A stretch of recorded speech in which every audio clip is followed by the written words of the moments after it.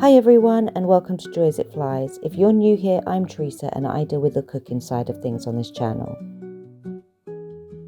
One of my favourite things about winter is the food. Obviously, there's so many lovely things, Christmas and open fires, but the food is very high up on the list. You've got soups, stews and meals with lots of mashed potato and meals with gravy. These are comfort meals and they just are warming on so many levels.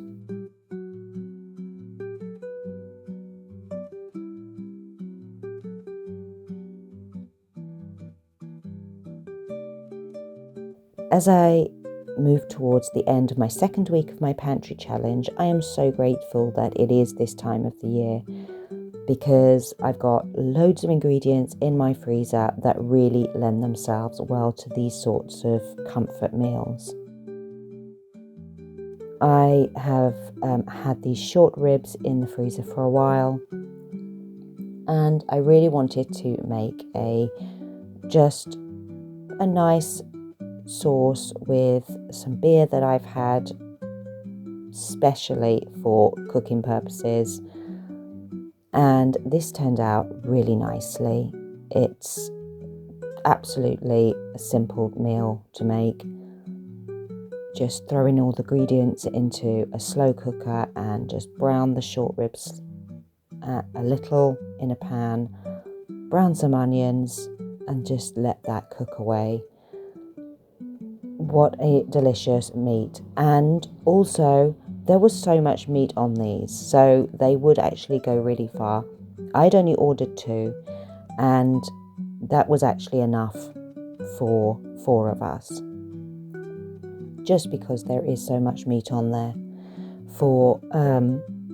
with lots of mashed potato, but you can use anything else, any other sides that you want. It just works really nicely, and the gravy with the short ribs went really well with that.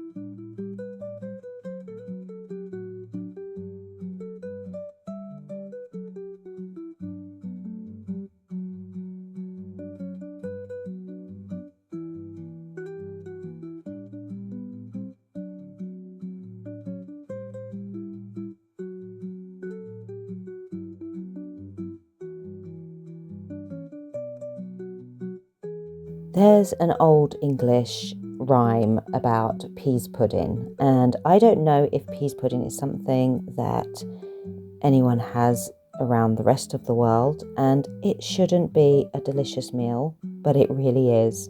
It's actually one of my favourite meals. It's split peas, which are just boiled, mashed, a couple of things added to it, and that is it. And I have to say, I've never had peas pudding cold, and in the rhyme it says you can have it hot or cold. I have never tried it cold, but hot, oh, it's so good. So it really is a brilliant budget meal. I actually love budget meals, or what would have been considered maybe even old-fashioned wartime meals where people really used very few ingredients, and a lot of my grandparents' recipes, especially on the Irish side, are like that, where if you've ever had something like a boxty or colcannon, which is just potatoes, they are unbelievably delicious. It is amazing what you can do with very little ingredients.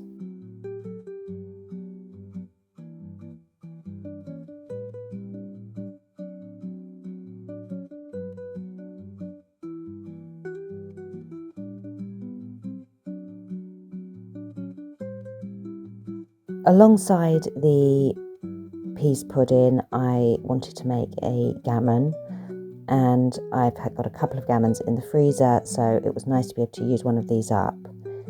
And I just boiled that with some onions and carrot in water for a little while and then roasted it in the oven. I really recommend boiling it first because you just can get rid of some of the salt, and it's then less time to roast in the oven and dry out. And when it's in the oven, you can put whatever topping you would like. I have really stopped buying ham because this is such a more, it's healthier to do it this way. You're not having all the different added sulfates that's in ham that you buy, but also you get so much more for your money for a piece of gammon. If it's not only are we going to use it as a meal, but then when it's cold, it makes brilliant ham for sandwiches. And I just decided to do a honey and mustard topping, but you can do marmalade, some brown sugar or molasses, and I love like simple things with the pantry challenge. I do love, and using up jars of things and thinking, okay, I haven't got enough, I'm going to have to use something instead. And even though that was as simple as I'd run out of Dijon mustard and I had to use grainy mustard, it's going to happen more and more, and it's quite satisfying actually after up things and then having to substitute and seeing what works. After boiling, I took the skin off the gammon, and I also cut off most of the fat because the girls aren't particularly, or Alyssa is quite fussy when it comes to fat on meat. She's not overly keen on it. And I then covered it, just gave some slices and then covered it with the sauce. You can keep the fat on, that's preference. I am not going to bake it long enough for the fat to render at all. So I don't want to have lots of fat on the meat.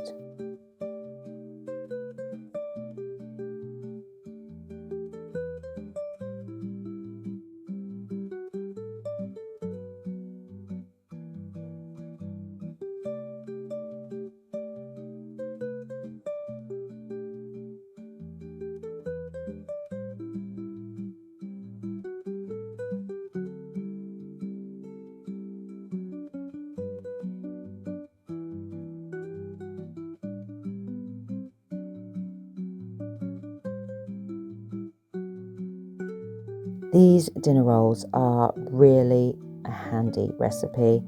They are soft and fluffy and they come together really quickly. So if you suddenly realise that you need bread quite quickly, this is the perfect recipe. I will be adding it onto the blog over the next week, so make sure you go and have a look at Joy as It Flies, and you will find this recipe along with many others and crochet and sewing patterns from Alyssa and Cassie. But these has a little bit more yeast in it, and it's quite a quick rise. You can make them as big or as small as you want. I didn't need too many today, but they just only need a quick second rise and they are done. And then you can either cover them with some beaten egg or before they get cooked, or I really like just adding some butter. It just again adds to the softness of the rolls.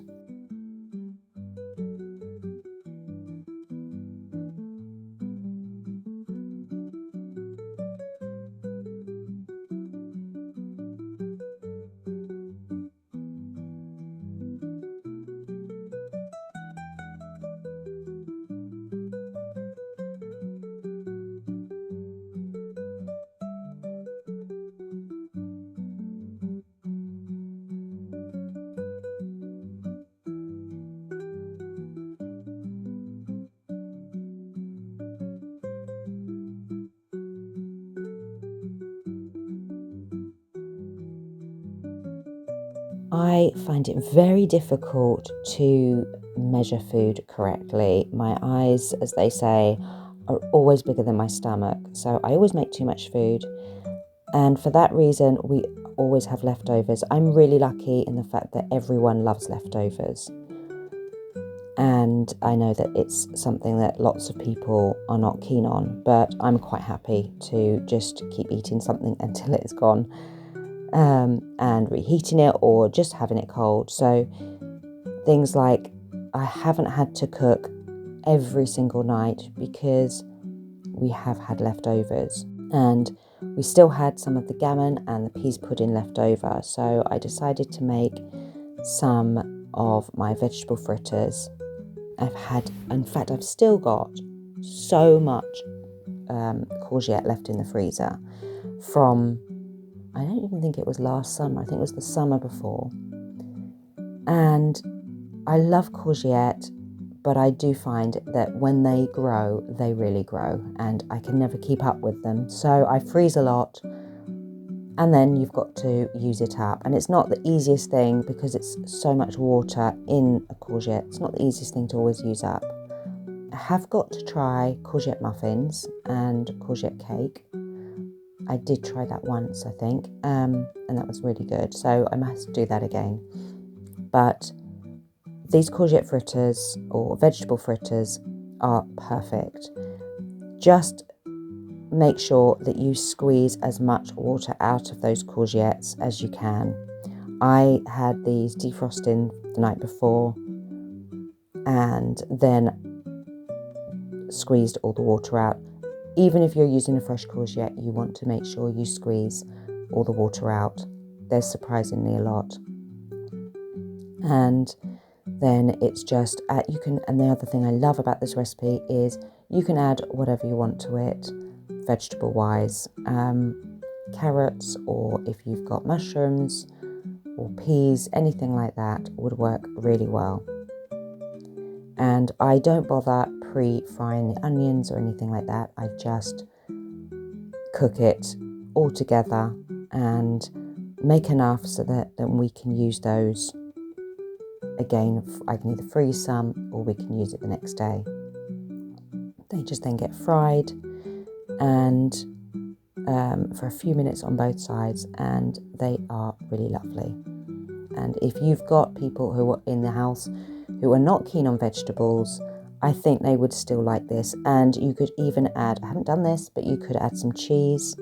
In fact, I must do that next time. That would be really nice, I think. So yeah, it goes really nicely with as a side, and they keep and heat up really well. You can find this recipe on the blog, and the other recipes I will write down in the description, and I will link everything. So these are some of the things that we've had over the last week. Thank you so much for watching. If you're doing a pantry challenge, please let me know how it's gone for you or how it's going for you. And if you could like and subscribe to our channel, it would mean such a lot. I hope to see you again soon. Thanks very much. Bye for now.